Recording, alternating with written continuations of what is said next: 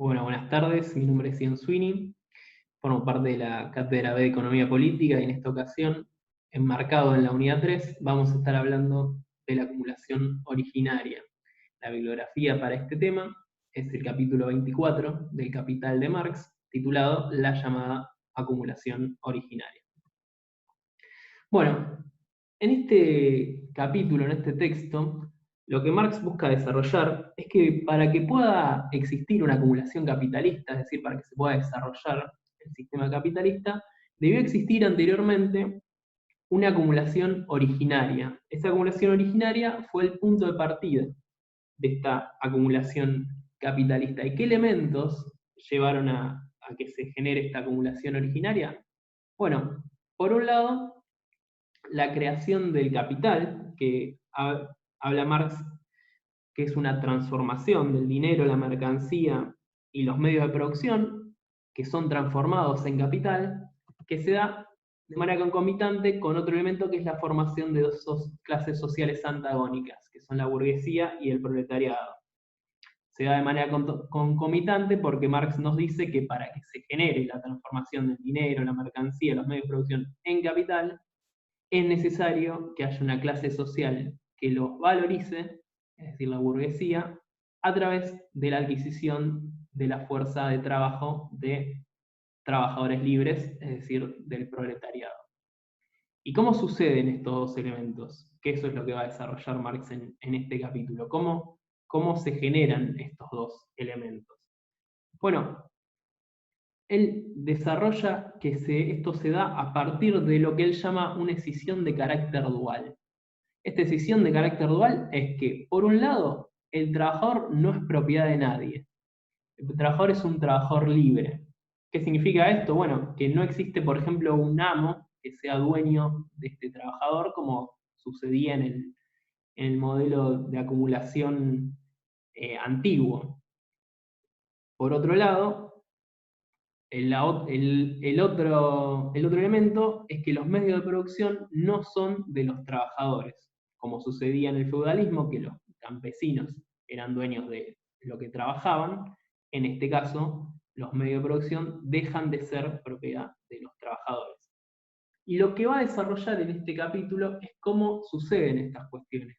Digamos, qué sucesos históricos se desarrollan entre el siglo XV y XVI que llevan a este punto de partida de la acumulación capitalista de que nos habla en este capítulo. Entonces empieza a enumerar una serie de sucesos históricos, como el primero que nombra es la disolución de los ejércitos de la nobleza, es decir, los ejércitos de la nobleza, símbolo del feudalismo, son disueltos y todos esos trabajadores se transforman en mano de obra de trabajadores libres, digamos, dejan de pertenecer a los ejércitos y se transforman en mano de obra. Por otro lado, sucede la reforma protestante, que lleva a la usurpación de tierras eclesiásticas. Lo que él detalla es que la Iglesia Católica era propietaria de gran parte del suelo inglés. Bueno, la reforma protestante lleva a la usurpación de esas tierras y que, bueno, muchos moradores de estas tierras, digamos, como en los monasterios, por ejemplo, pasen también a engrosar las filas del proletariado. Otro hecho que se sucede es la desposesión violenta de campesinos que se da en conjunto con el cercamiento de las tierras comunes. Estamos hablando de pequeños propietarios, campesinos que son desposeídos violentamente de sus lugares, de su propiedad, digamos, de los lugares donde vivían, y del cercamiento de tierras comunes, tierras que utilizaban los campesinos para tener a su ganado, para buscar leña. Todas esas tierras que eran propiedad comunal son cercadas. Este cercamiento en un primer momento se da de una manera violenta, es decir, con el uso de la fuerza, y en un segundo momento se da de una manera legal. Aparecen las leyes de cerramiento, donde los terratenientes se donan a sí mismos las tierras comunes que primero se habían apropiado de manera violenta.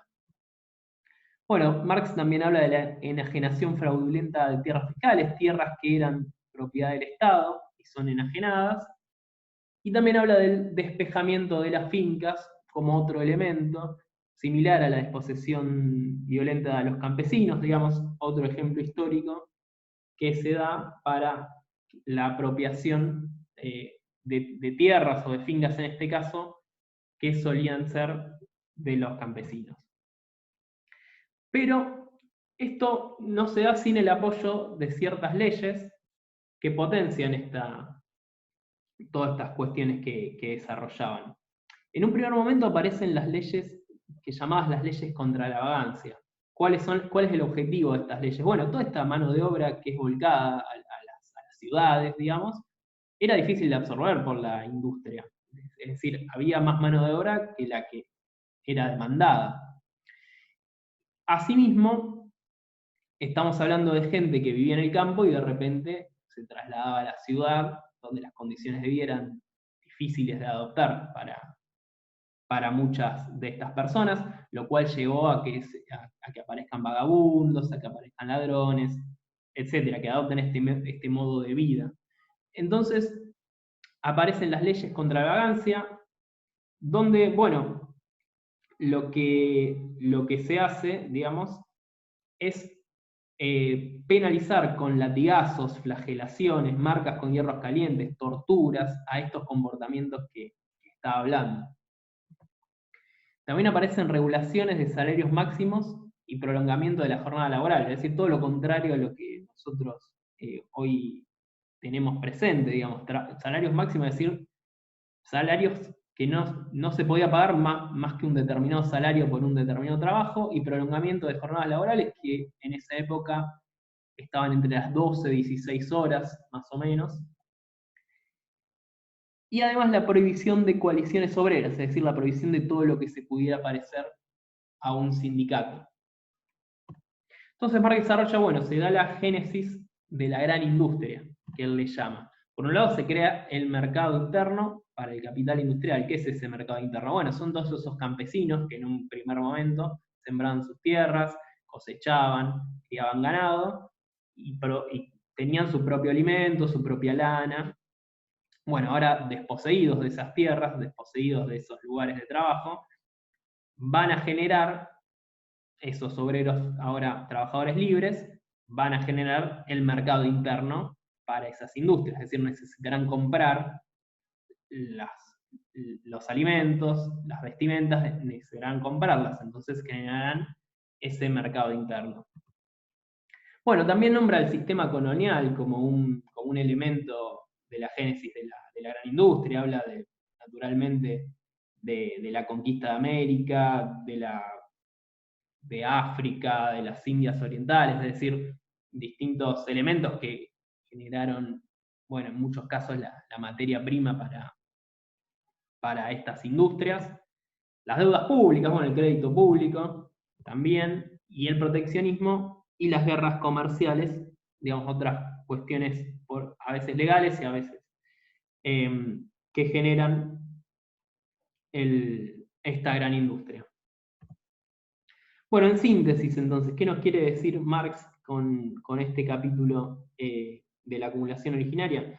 Bueno, que no se dio de manera natural la acumulación capitalista, que por un lado la disolución de la propiedad privada fundada en el trabajo propio, es decir, esos campesinos que trabajaban sus propios medios de producción, y la posterior concentración de los medios de producción en manos de la burguesía no se dan de manera natural, como decían otros economistas de la época, sino que se dan de una manera violenta y luego apoyada una legislación al servicio de esta burguesía.